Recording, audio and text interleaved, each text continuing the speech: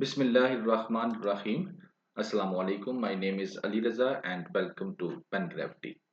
इस लेक्चर के अंदर हम करेंगे जो हमारा टुडे डॉन न्यूज़पेपर है उसके एडिटोरियल्स का analysis with practice question and today is 14th of October 2024। ये रहा बेटा जो आपका टुडे डॉन न्यूज़पेपर है, इसके एडिटोरियल्स और ओपिनियंस वाला पेज। और इस लेक्चर के अंदर मैं आपके साथ डिस्कस करूंगा 1, 2 एंड 3। इन तीनों एडिटोरियल्स का एनालिसिस आपके साथ किया जाएगा। बाकी ये रहे आपके ओपिनियंस और ये 1, 2, 3 एंड 4। इन चारों ओपिनियंस का जो लेक्चर है वो एक पेड लेक्चर है और उस लेक्चर के लिए आप इस नंबर पर जो है व्हाट्सएप करके रजिस्ट्रेशन करवा सकते हैं। बाकी ये लेक्चर जो हैं जनवरी, फरवरी, मार्च, सितंबर, अगस्त, जून, मई, अक्टूबर की रजिस्ट्रेशन ऑन है। ये सारे लेक्चर्स जो हैं ये अवेलेबल हैं, आप इनमें से जो भी सुनना चाहें सुन सकते हैं। नए स्टूडेंट्स के लिए बता देता हूं कि ये जो हम लोग आपको एडिटोरियल्स और ओपिनियंस के लेक्चर्स प्रोवाइड करते हैं ये आपकी हेल्प कहाँ करेंगे। तो बेटा ये आपकी हेल्प करेंगे इन एरियाज के अंदर जिनमें इंग्लिश ऐसे है, करंट अफेयर्स है, पाकिस्तान अफेयर्स है, सोशल साइंसेज के जो आपके ऑप्शनल कैटेगरी के सब्जेक्ट्स हैं जैसे इंटरनेशनल लॉ हो गया, इंटरनेशनल रिलेशंस हो गया, पॉलिटिकल साइंस हो गया, यूएस हिस्ट्री हो गया, इंडो पाक हिस्ट्री हो गया, और जन जो है दूसरा और यानी कि इस तरह के जो जनरल कैटेगरी के हैं उनमें सब में यहाँ इस जो है ये डाटा जो है यूज हो सकता है। और सबसे इंपॉर्टेंट ये आपकी क्रिटिकल अप्रोच डेवलप करेंगे, आर्गुमेंट बिल्डिंग अप्रोच भी आपकी डेवलप करेंगे। और यहाँ पर सिर्फ एक चीज और ऐड कर दूं कि इन लेक्चर्स के बाद ये दो एग्जाम जो सीएसएस के हैं ये तो आप बड़े आराम से पास कर सकते हैं, कोई बड़ी गेम नहीं है। इसके लिए आपको साथ में राइटिंग प्रैक्टिस की भी जरूरत होगी और उसके लिए हम लोगों ने सेशन जो है वो हमारा कंटिन्यू है जिसमें सिर्फ राइटिंग प्रैक्टिस करवाई जाती है, आप उसको भी ज्वाइन कर सकते हैं। बाकी बेटा ये करंट जो ग्लोबल इश्यूज चल रहे हैं राइट नो, इस स्लाइड को आपने रोकना है और पढ़ लेना है एक दफा, ठीक है। ये सारे का सारा वर्ल्ड के अंदर ये चल रहा है। दूसरा ये आपके करंट जो नेशनल इश्यूज चल रहे हैं उनकी स्लाइड है, इसको आपने रोकना है और एक दफा पढ़ लेना है, ठीक हो गया। और बाकी अब हम शुरू करते हैं एससीओ समिट। तो इसके अंदर राइटर क्या कहता है, पहले एक छोटा सा इसका क्रक्स सुन लें और उसके बाद फिर हम इसको डिटेल में डिस्कस करते हैं। क्रक्स इसका ये है कि एससीओ यानी कि शंघाई कोऑपरेशन ऑर्गेनाइजेशन, इसकी मीटिंग पाकिस्तान के अंदर होने जा रही है, ठीक है। और अभी शुरू है यानी कि आज जैसे कि 14 अक्टूबर है, ठीक है। तो आ रहे हैं चाइनीज सारे मुल्कों के जो नुमाइंदागान हैं, तो इस वीक के अंदर जो है ये मीटिंग जो है पाकिस्तान के अंदर होगी शंघाई कोऑपरेशन ऑर्गेनाइजेशन की, ठीक है। अब ये तो खबर आप लोगों ने टीवी पर सुन ली होगी कि ये मीटिंग होने जा रही है। अब राइटर का फोकस यहां पर ये है कि इस मीटिंग से पाकिस्तान को क्या बेनिफिट हो सकता है। पाकिस्तान पाकिस्तान के अंदर ये मीटिंग होने जा रही है तो उसका पाकिस्तान को क्या फायदा, ठीक है। तो बस ये हम लोग इसके अंदर डिस्कस करेंगे। बाकी आ रहे हैं, वो आ रहा है, वो जा रहा है, ये सारी चीजें आप लोगों ने खबरों में सुननी होंगी, ठीक है ना। तो पहले एससीओ क्या है ये हल्का सा इसको टच दे लेते हैं। वैसे तो आपका जो I think so current affair Pakistan affair का जो कोर्स आउटलाइन है उसके अंदर आपको ऑर्गेनाइजेशंस का जो पोर्शन है उसके अंदर ये है, आपको ये पता होना चाहिए डिटेल में, लेकिन हल्का सा आपको बता देता हूँ। ये इसकी डिटेल है, ठीक है। टाइमलाइन 2001 में ये है और उससे आगे ये चलती जाती है, ठीक हो गया। और इसमें वो आपको बताता है कि कब कौन से कंट्री ने इसको ज्वाइन किया, जैसे 2017 में पाकिस्तान और इंडिया ने ज्वाइन किया, ठीक हो गया। बाकी ये इसकी कुछ कंट्री, ये इसका मैप है और इस मैप से जैसे ये रेड कलर के जो है ये मेंबर्स हैं, ऑब्जर्वर स्टेटस इनके पास है, ठीक है। डायलॉग स्टेटस इनके पास है। ये क्या स्टेटस होते हैं यहाँ पर हमें ज्यादा जानने की जरूरत नहीं है। तो ये आपने इस स्लाइड को भी पॉज करना है और इसको पढ़ लेना है कि ये क्या है। बाकी बेटा 2001 के अंदर ये बनी थी और इसका जो मेन मकसद था वो था कि बॉर्डर इश्यूज को रिजॉल्व किया जाए, टेररिज्म के अगेंस्ट फाइट की जाए, जो रीजनल सिक्योरिटी है उसको बेहतर किया जाए, counter American influence in central Asia, that is the main. ये वाला जो है ना ये मेन है, बाकी सारी बातें हैं। बाकी बस दिखाने वाले दांत हैं, जिस तरह हाथी के दांत खाने के और दिखाने के और, बाकी ये सारे बस दुनिया को दिखाने के लिए हैं। The main purpose is to counter the influence जो नेटो है, नेटो को काउंटर करने के लिए बेटा इसको बनाया गया था बेसिकली, ठीक है। 2001 में इसको बनाया गया और बाकी ये इसकी डिटेल है। और यहाँ से अगर आप इसको देखें वर्ल्ड मैप के थ्रू को यहाँ पर आपको ये सारी इसकी जो मेंबर्स के जो स्टेटस है, यानी कि ये देखें, ये है ईस्ट, जैसे ये north east and that is west and that is south. ठीक है, अब जो वेस्टर्न कंट्रीज है ये है वेस्ट का ब्लॉक और ये है ईस्ट का ब्लॉक। ठीक है, तो अब जो वेस्ट है उसके इन्फ्लुएंस को कि ईस्ट के ऊपर ना हो, उसको काउंटर करने के लिए इसको बनाया गया। और इसको बेटा मैं थोड़ा सा यहां से देखें, अब यहां पर ये वाला जो है ये आपको एससीओ है और ये वाले जो ब्लू कलर में है ये है नेटो। ठीक है, तो बेसिकली जो नेटो थी ये एक्सपैंड होती जा रही थी और इस जो ईस्टर्न हमारा वर्ल्ड है, जो ईस्टर्न एरिया है दुनिया का, इसको बचाने के लिए वेस्ट के इन्फ्लुएंस से इसको बनाना जरूरी था, तो इसको बनाया गया। ठीक है, और इसके अंदर जो है ये इसकी जैसे कि ये 2022 के अंदर आई थिंक सो होती है, तो उसमें इस तरीके से ये मेंबर्स जो है ये आते हैं, पार्टिसिपेट करते हैं। तो होपली आपको क्लियर हो चुका होगा कि ये नेटो बेसिकली एससीओ है क्या, शंघाई कोऑपरेशन ऑर्गेनाइजेशन, और ये किन कंट्रीज की है, ये वाले जो आपको ग्रीन कलर में यहां पर नजर आ रहे हैं, इन सब ने मिलकर इसको बनाया है। अब इसकी मीटिंग पाकिस्तान में होने जा रही है। तो पाकिस्तान की मीटिंग में क्या है, सीधी सीधी दो बातें हैं। नंबर वन, राइटर कहता है कि पाकिस्तान की इकोनॉमी बड़ी खराब हो चुकी है, तो इस मीटिंग के थ्रू ज़ाहिर है सारे जो हैं, जैसे आपको ये मैंने पिक्चर दिखाई, हर मुल्क के जो मेन लीडर हैं वो आएंगे। जैसे चाइना का प्रेसिडेंट आएगा पाकिस्तान में, इन द सेम फैशन दूसरी कंट्रीज हैं उनके मेन लीडर पाकिस्तान में आएंगे। तो आपके पास एक बड़ा अच्छा मौका है कि आप उनके साथ मुख्तलिफ किस्म के प्रोजेक्ट्स की बात करें, मुख्तलिफ किस्म के एग्रीमेंट्स आप लोग उनके साथ कर सकें।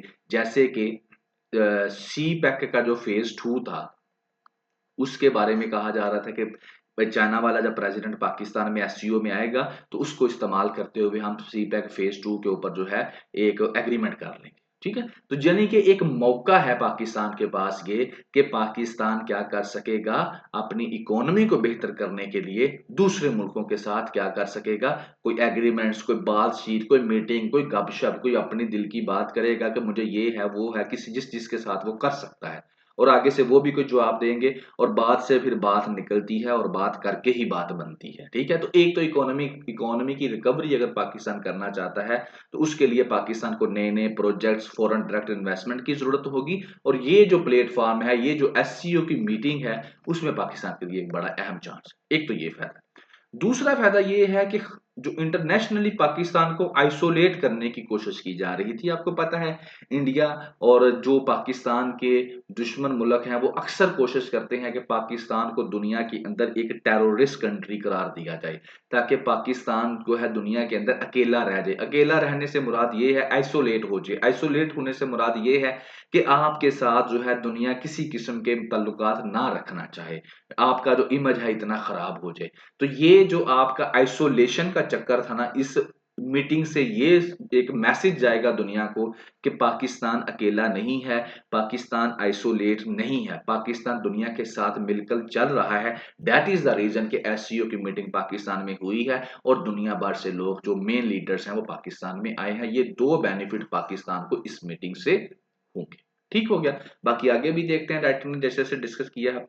आगे राइटर ये कहता है कि अब आगे है जनरल बात, वो आप सुन लें बस।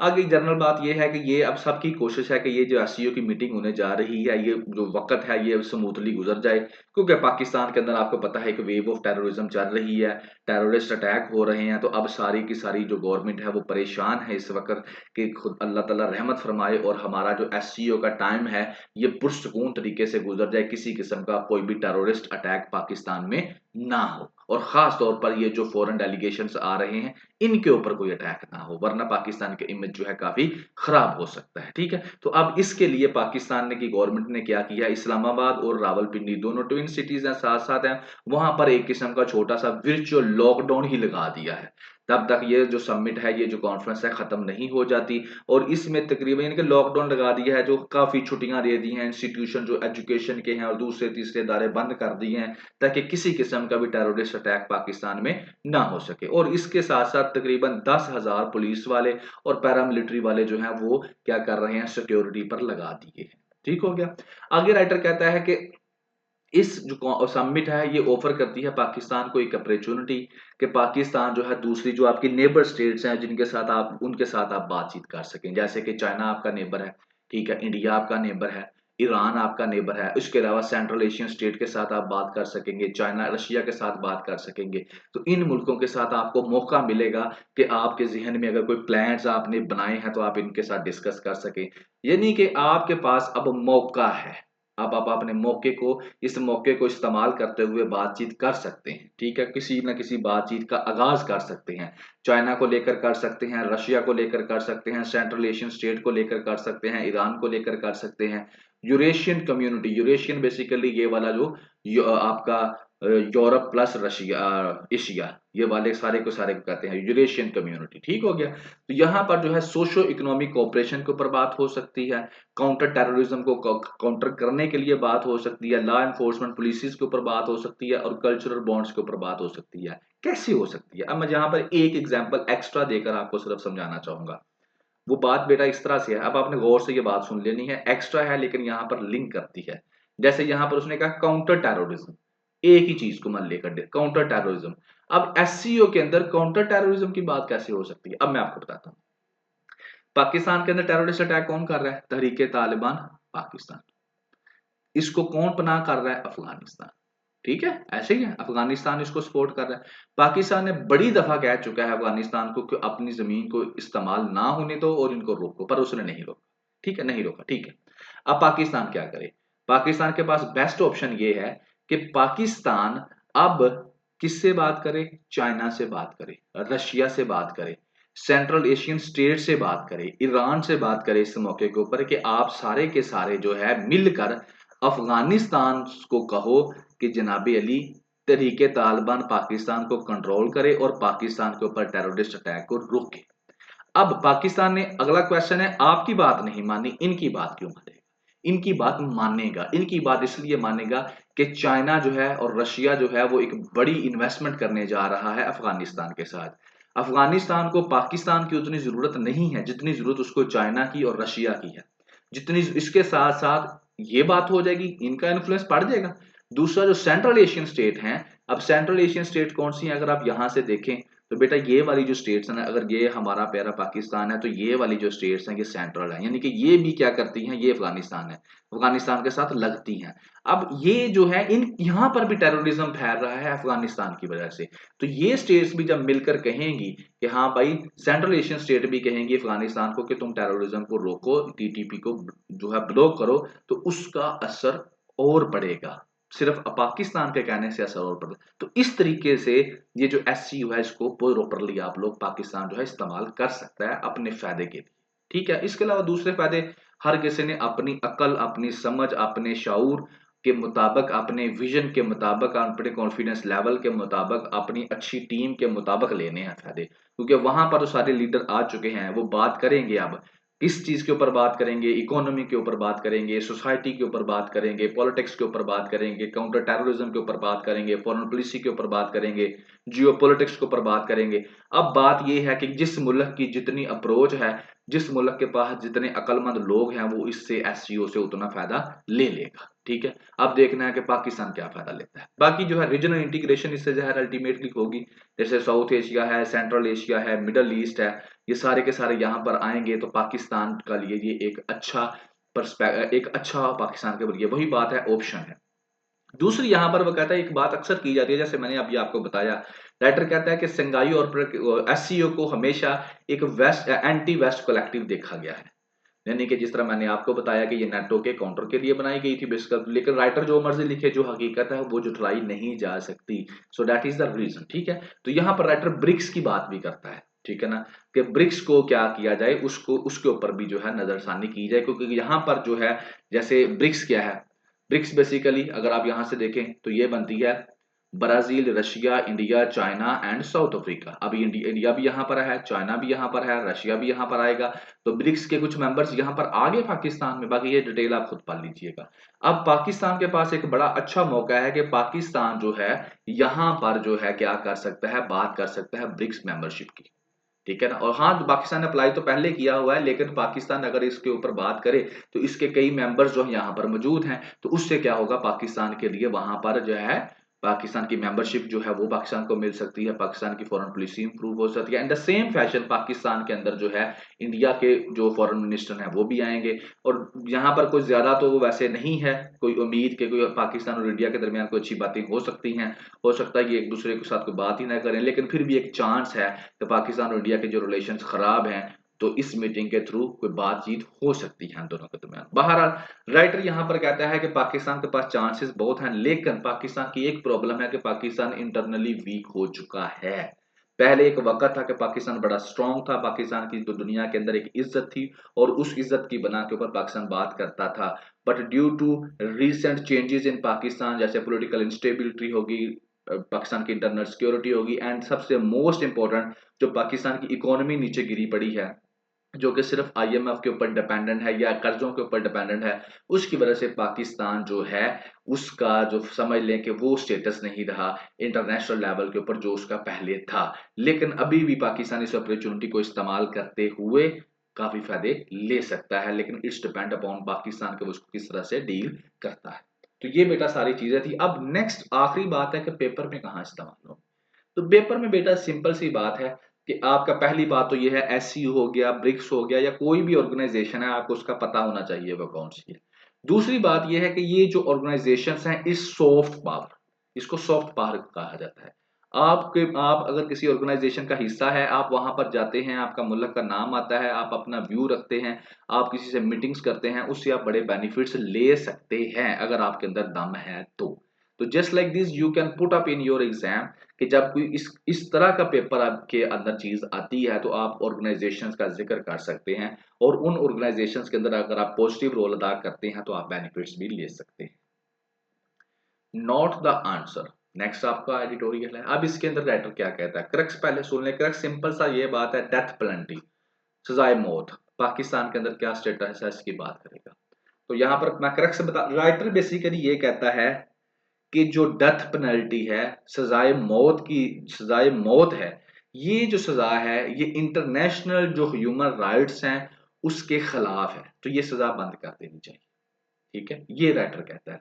और पाकिस्तान को पाकिस्तान ने 2019 से ऑनवर्ड किसी बंदे को सजाए मौत नहीं दी। क्यों नहीं दी? यहां पर पाकिस्तान के ऊपर यूरोपियन यूनियन का प्रेशर था कि सजाए मौत को बंद किया जाए। अब यूरोपियन यूनियन का प्रेशर जो है वो कैसे था, देखिए आप पाकिस्तान को वो एक स्टेटस मिला हुआ है, मेरे जहन से वो लफ्ज निकला प्लस स्टेटस जो होता है। ठीक है, पाकिस्तान एक्सपोर्ट करता है यूरोपियन यूनियन को, और जो आपका कस्टमर होता है आपको उसकी बात माननी पड़ती है। यूएसए हो गया, यूरोपियन यूनियन हो गया, तो वहां की तरफ से पाकिस्तान के ऊपर प्रेशर था कि डेथ पेनल्टी को पाकिस्तान में खत्म कर दिया जाए। तो पाकिस्तान ने काफी हद तक इसको रोका हुआ है, लेकिन उसके नुकसानात हो रहे हैं। नुकसानात क्या हो रहे हैं वो भी मैं आपके साथ डिस्कस करता हूँ, यहाँ से ही हम लोग डिस्कस कर लेते हैं एक ही दफा।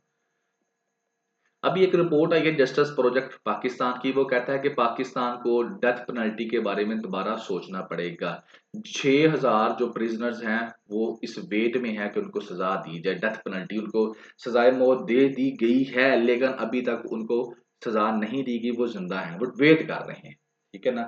और राइटर यहाँ पर कहता है कि ये जो आउटडेटेड फॉर्म है ना पनिशमेंट की, डेथ पेनल्टी, इसको खत्म कर देना चाहिए। बहरहाल अब इसके अंदर इस्लाम क्या कहता है वो एक डिफरेंट चीज है, लेकिन अभी राइटर क्या कह रहा है पहले आप वो सुन लें। राइटर ये कहता है कि ये एक आउटडेटेड फॉर्म है पनिशमेंट की। आप इस जुमले से, जो राइटर का ये जुमला है, इसे डिनाई भी कर सकते हैं, आप कह सकते हो तुम गलत कह रहे हो। ठीक है, लेकिन अब राइटर क्यों ये कह रहा है अब ये भी सुन लें। राइटर बेटा इसलिए ये बात कहता है यहाँ पर पाकिस्तान के, वैसे तो वो ओवरऑल कहता है कि डेथ पेनल्टी है, लेकिन पाकिस्तान के पर्सपेक्टिव में वो ये कहा जाता है कि पाकिस्तान का जो जुडिशियल सिस्टम है ये बहुत ज्यादा कमजोर है। यहाँ पर अगर किसी बंदे ने मर्डर नहीं भी किया तो उस बंदे को भी सजाए मौत हो सकती है, बिकॉज यहाँ पर जिसके पास पैसे हैं, जिसके पास दौलत है, जिसके पास पावर है, उसके ऊपर लॉज अप्लाई नहीं होते। लिहाजा पाकिस्तान का जस्टिस सिस्टम इतना स्ट्रांग नहीं है कि इसको इस्तेमाल करते हुए आप किसी बंदे को डेथ पेनल्टी दे दें। हाँ, या तो आप इसको इतना स्ट्रांग कर दें कि इसके अंदर कोई किसी किस्म की एम्बिग्युइटी ना रहे, तो जिसने जो काम किया है उसको उसके मुताबिक सजा दी जाए। तो ये है चीज असल में कि क्यों पाकिस्तान को कहा जाता है कि तू बंद कर दे ये चीज। ठीक है, बाकी उनका जो एक जनरल कैटेगरी है वो तो हर जगह पे यही जाते हैं कि डेथ पेनल्टी होनी ही नहीं चाहिए। इस वजह से पाकिस्तान ने 2019 से किसी बंदे को फट्टे पे नहीं चढ़ाया, सजाए मौत नहीं दी।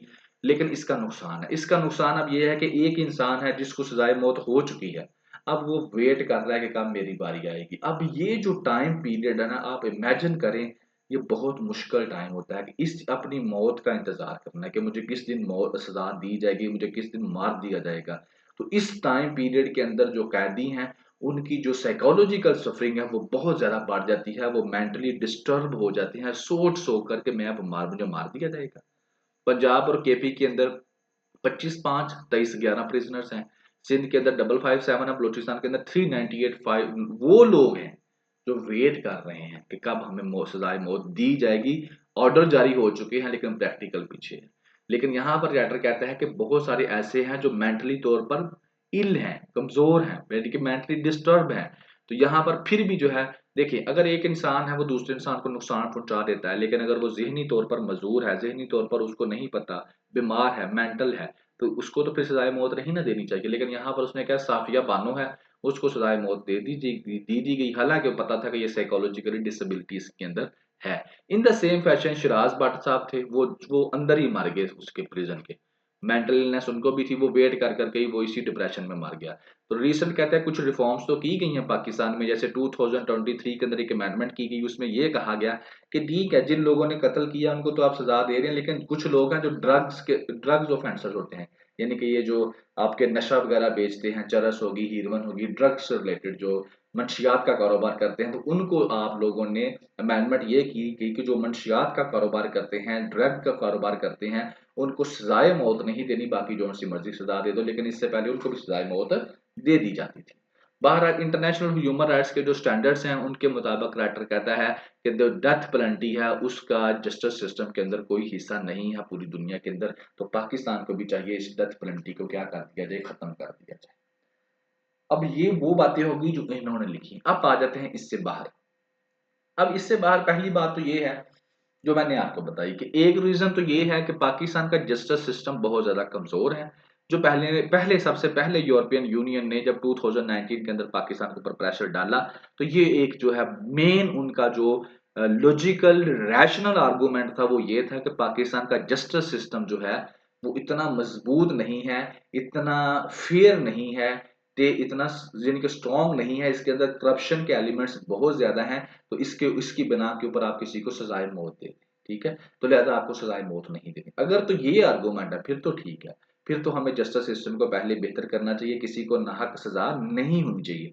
बट अगर जिस तरह से यहाँ पर राइटर कह रहा है कि वैसे ही जो इंटरनेशनल ह्यूमन राइट्स के जो स्टैंडर्ड्स हैं उनके खिलाफ है, तो आपको सजा नहीं देनी चाहिए, तो बीइंग अ मुस्लिम स्टेट ये बात गलत है। क्योंकि हम एक मुसलमान कंट्री हैं और बेसिकली यहाँ पर ना समझ नहीं आती चीजों की लोगों को। यहाँ पर बेसिकली जो पाकिस्तान का कॉन्स्टिट्यूशन है उसमें ये है, सादा अल्फाज में समझाता हूं, कि कोई भी जो हेड होगा वो इस मुल्क को चलाएगा according to the directions of Allah. जो अल्लाह ताला ने कुरान और हदीस की डायरेक्शंस दी हैं उसके मुताबिक इस मुल्क को चलाया जाएगा। और अल्लाह के जो हमारी कुरान मजीद की किताब है या इस्लाम के जो रूल्स हैं उसके मुताबिक जो डेथ पेनल्टी है तो फिर है, आप उसको अपनी अकल अपनी समझ से बाहर नहीं निकाल सकते, ठीक है। हाँ, वो अलहदा बात है कि कहने को तो हम एक इस्लामिक स्टेट हैं, बट हमारे बहुत सारे लॉज जो हैं दैट इज अगेंस्ट इस्लाम, वो उसमें हमारी गलतियां हैं, इस्लाम की कोई गलती नहीं है, ठीक है। तो यहाँ पर बस सर मैं यही दो बातें कहना चाहूंगा फाइनली, कि अगर तो ये जिस तरह उन्होंने यूरोपियन यूनियन ने कहा कि ये आपके फ्लॉज हैं इनको ठीक कर लें तो डेथ पेनल्टी कंटिन्यू रखें फिर तो ठीक है, लेकिन अगर जिस तरह राइटर कह रहा है कि ये है ही guest, then we should understand it, we should realise it, we should review it कि that it is not against Islam, ठीक है। मैरिड जो मैरिड है उसके ऊपर जो है जो सजा है मौत की सजा जो है वो मौत ही है। अगर आप किसी का मर्डर करते हैं तो आपको भी सजाए मौत, आंख का बदला आंख, कान का बदला कान, यही चीज चलती है इस्लाम के अंदर। बाहर अब फाइनली पेपर में यही है कि आप अगर अपने मुआशरे से क्राइम को कम करना चाहते हैं, ठीक है, तो आपको अकाउंटेबिलिटी मजबूत करनी पड़ेगी, और अकाउंटेबिलिटी मजबूत तब होगी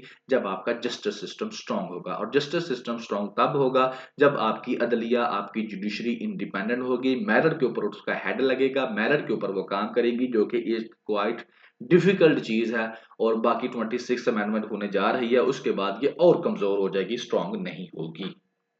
तो रूल ऑफ लॉ होना चाहिए। फॉल किलिंग, फॉल बेसिकली जो वर्ड है इसका जो बेसिक जो है अनफेयर कह सकते हैं कि फॉल किलिंग अनफेयर किलिंग, जिसको मारना था उसको मार दिया। तो इसमें राइटर की बात करने का मकसद क्या है? राइटर यहाँ पर बात बेसिकली ये करता है कि अभी आपको पता है पाकिस्तान के अंदर ये, बल्कि हम लोगों ने पूरे का पूरा इसके ऊपर एक ओपिनियन डिस्कस किया था, जिसको अब राइटर ने, थोड़े दिन पहले हमने एक ओपिनियन डिस्कस किया था, अब राइटर ने उसको शॉर्टकट करके उसका एक एडिटोरियल बना दिया है।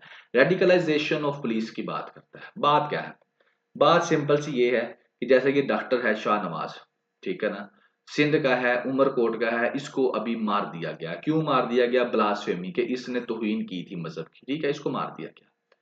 अब यहां पर नेक्स्ट क्वेश्चन ये है कि मारने वाला कौन था? तो राइटर का जो अभी फोकस ऑफ राइटिंग है वो ये है कि अब पाकिस्तान में ये ट्रेंड चला हुआ है कि जिन्होंने बचाना था, जिन्होंने प्रोटेक्ट करना था, वो वही मार देते हैं। ये नहीं कि पुलिस वाले ही मार देते हैं, बाकी तो कहीं छोड़ो किसी और को। तो ये है उसका बात करने का मकसद कि ये जो पुलिस वाले ही मार देते हैं, ये तो बड़ा काम खराब हो रहा है पाकिस्तान में। ये तो रेडिकलाइजेशन ऑफ पुलिस हुई जा रही है, रेडिकलाइजेशन ऑफ इंस्टीट्यूशंस हुई जा रही है। ये तो मुल्क आपका तबाह हो जाएगा, आपकी सोसाइटी जो है बिल्कुल तबाह हो जाएगी। कैसे तबाह हो जाएगी वो भी अभी आपको बताता हूं। लॉ इन्फोर्समेंट पुलिस की बात करता है, जो पुलिस ऑफिसर था जिनका काम था प्रोटेक्ट करना, तो उनको क्या कर दी, वो क्या करते थे, वो मर्डर करना शुरू हो गए हैं। और उसके बाद उनको इम्प्यूनिटी भी है, उनको माफ कर दिया जाता है। यहाँ पर एक ये एग्जांपल थी, एक क्वेटा की एग्जांपल थी। क्वेटा में एक इंसान के ऊपर ये इल्जाम लगा दिया जाता है कि उसने तौहीन की है, तौहीन मजहब की है, या तौहीन रसालत की है, जो भी किया है, ब्लास्फेमी का एक्ट किया है। लोग उसके पीछे चले जाते हैं, वो भाग के पुलिस स्टेशन के अंदर चला जाता है। पुलिस स्टेशन वाले के अंदर जो पुलिस वाले हैं उसको पकड़ लेते हैं, अंदर कर लेते हैं, लोगों से बचा लेते हैं। उसके बाद एक पुलिस वाला ही उस बंदे का क्वेटा में मर्डर कर देता है, और उसके बाद लोग उस पुलिस वाले को हीरो बना देते हैं। और उसके बाद उस पुलिस वाले को, जिसका मर्डर वो करता है, उसके घर वाले उसको माफ कर देते हैं और बात खत्म हो जाती है। इसी दिन सेम फैशन जब शाहनवाज की बारी आती है, तो इसको पुलिस में एक इनकाउंटर के अंदर मार दिया जाता है। और ये मैं नहीं कह रहा, जो इन्वेस्टिगेशन रिपोर्ट आई है वो कह रही है, तो इसको मारा जाता है जानबूझकर। इसका अब स्टोरी ये था बेटा कि सोशल मीडिया के ऊपर जो इसका फेसबुक का जो अकाउंट था, उसको, उसके ऊपर जो कोई इस तरह का मटेरियल अपलोड किया गया। इस बंदे ने बहुत मर्तबा कहा कि मेरा जो सोशल मीडिया का अकाउंट था फेसबुक का, वो हैक कर लिया गया था, बराए मेहरबानी जो है इसके ऊपर इन्वेस्टिगेशन कराई जाए। लेकिन इस बंदे की किसी ने बात नहीं सुनी। बहरहाल इसको पुलिस वालों ने क्या किया, इसका इनकाउंटर करके इसका भी मर्डर कर दिया। और उसके बाद जब उन्होंने मर्डर कर दिया, तो पुलिस वालों को ये वाले खार शार पहनाए जा रहे हैं। ये डीआईजी साहब हैं, डॉक्टर शाहनवाज के मर्डर के बाद इनका इस्तकबाल किया गया और इनको खार शार पहनाएंगे। और यहाँ तक ही नहीं, ये बस पिक्चर है। इस बंदे का मर्डर किया गया, उसके बाद इसकी लाश को जलाने की कोशिश की गई। ये एक हिंदू था, इसने वो लाश नहीं जलाने दी, और ये पुलिस वाले हैं, और ये सूरत हाल है। और ये जो है मौलाना साहब हैं, इन्होंने 5 मिलियन रुपीज का कहा था मैं उस बंदे को दूंगा जिसने मर्डर किया है, जो इसका मर्डर करेगा, जो इसको मार देगा। अब यहाँ पे हो क्या रहा है, जब इस तरह की हरकतें होंगी कि जो पुलिस आपको बचाने वाली है वही आपका कत्ल करेगी, तो ये 2-3 चीजें होंगी। नंबर 1 तो ट्रस्ट खत्म हो जाएगा, लोगों का बिल्कुल पुलिस के ऊपर ट्रस्ट नहीं रहेगा, बिल्कुल खत्म हो जाएगा। दूसरा, सोसाइटी आपकी ब्रूटलाइज हो जाएगी, ठीक है, जालिम हो जाएगी। और तीसरा, ये जो मॉब जस्टिस है ना, ये बड़ा आम हो जाएगा। इस बंदे ने किया है, सारे भाग के उसको इकट्ठा करके मार देंगे। जस्टिस सिस्टम या जो कोर्ट तक तो वो कभी जाएगा ही नहीं। तो ये 3 चीजें अगर होती हैं किसी सोसाइटी के अंदर, तो मतलब कि रूल ऑफ लॉ का बिल्कुल जनाजा निकल जाएगा, रूल ऑफ लॉ रहेगा ही नहीं। अब इसमें करने की क्या जरूरत है? इसमें करने की ये जरूरत है कि अकाउंटेबिलिटी की, जो लॉ इन्फोर्समेंट एजेंसीज के बंदे हैं उनकी, जो पुलिस वाले हैं, ताकि जो रोगू ऑफिसर्स हैं उनको प्रोसिक्यूट किया जाए, उनको सजा दी जाए, उनकी इन्वेस्टिगेशन की जाए। और उसके बाद जिन बंदों का मर्डर किया जाता है, जैसे ये है, इनकी जो फैमिलीज हैं उनको किया जाए, प्रोटेक्ट किया जाए, उनको जो है out of the court, court से बाहर जो है उनके साथ सेटलमेंट ना करने दी जाए, ठीक है। उसके बाद जो रेडिकल एलिमेंट्स हैं उनको स्क्रीन आउट किया जाए। जब आप रिक्रूटमेंट करते हैं तो बड़े ध्यान से बंदों को भर्ती करें, ऐसे किसी बंदे को जो है पुलिस में भर्ती ही ना करें, या लॉ इन्फोर्समेंट एजेंसीज के अंदर भर्ती ही ना करें जिसकी नेचर इस तरीके से है। और भी काफी काम हो सकते हैं, इनकी ट्रेनिंग करवाई जा सकती है, इनको ह्यूमन राइट्स के लॉज, ह्यूमन राइट्स के ऊपर लेक्चर्स दिए जा सकते हैं, इनको समझाया जा सकता है। बहरहाल ये जो चीज है इसका बेटा, ये कोई नई चीज नहीं है। ये ब्लास्फेमी को लेकर पाकिस्तान के अंदर बहुत एक लंबी लिस्ट है कि लोग अपने पर्सनल इंतकाम लेने के लिए, बदला लेने के लिए लोगों के ऊपर इल्जाम लगा देते हैं और उनका मर्डर कर दिया जाता है। तो ये एक बड़ी ही गलत चीज है। हाँ, जो ये एक्टिविटी करता है उसको सजा मिलनी चाहिए, ये नहीं है कि उसको सजा नहीं देनी चाहिए। ठीक है, अगर लॉ में है ये बंदा ब्लास्फेमी एक्ट करेगा जो उसको ये सजा दी जाएगी, लेकिन उसका राइट टू ट्रायल आप नहीं छीन सकते। आप उसको इकट्ठे होकर उसका मर्डर नहीं कर सकते। आप फिर तो ये फिर कानून ही ना रहा, फिर तो आपका स्टेट ही ना रही। हालांकि जो स्टेट होती है उसका जो तरीकाकार होता है उसको फॉलो करना होता है, तो ये आप नहीं कर सकते। हाँ, जिसने किया है उसकी प्रॉपर इन्वेस्टिगेशन होनी चाहिए, उसके बाद अगर उसके ऊपर साबित होता है तो उसको सजा भी होनी चाहिए। ठीक है, लेकिन पाकिस्तान में गंगा जो है ये उल्टी बह रही है, और यहाँ पर जो है बहुत ज्यादा ये डेंजरस है। और यहाँ पर देखें ये मुसलमानों के साथ हो रहा है, तो मिनोरिटीज का क्या हाल होगा, वो वैसे ही डरे पड़े हैं यहाँ पाकिस्तान के अंदर। ये व्हाट्सएप नंबर है, कोई भी इशू हो आप लोग फोकल पर्सन से रब्ता कर सकते हैं। और बाकी ये है कि इसके अंदर मैं आपको ये बता देता हूँ कि ये बाकी ओपिनियंस के लेक्चर्स आप लोग ज़रूर सुने, इससे आपकी जो है एक स्ट्रॉन्ग जो है बेस डेवलप होगी, क्रिटिकल अप्रोच आपकी डेवलप होगी, क्योंकि ये बहुत ज़्यादा ज़रूरी है क्रिटिकल अप्रोच डेवलपमेंट के लिए। लेकिन क्योंकि being a student of competitive exam इतना ज़्यादा आपके पास टाइम नहीं होता कि हर चीज़ को आप खुद पढ़ें, तो जस्ट फॉर दिस आपकी आसानी के लिए इनको जो है उस तरीके से एनालिसिस करके सीएसएस, पीएमएस और आरसे के पर्सपेक्टिव में एक शॉर्ट सा लेक्चर जो है आपको डेली बेसिस पे डिलीवर किया जाएगा। तो इसकी भी आप लोग रजिस्ट्रेशन जो है इस नंबर पर करवा सकते हैं, या आप जो है पेन ग्रेविटी की जो वेबसाइट है उसको विजिट कर सकते हैं। बाकी इंशाल्लाह जिंदगी रही तो नेक्स्ट लेक्चर में फिर हाजिर होंगे, तब तक दुआ में याद रखिएगा। अल्लाह हाफिज।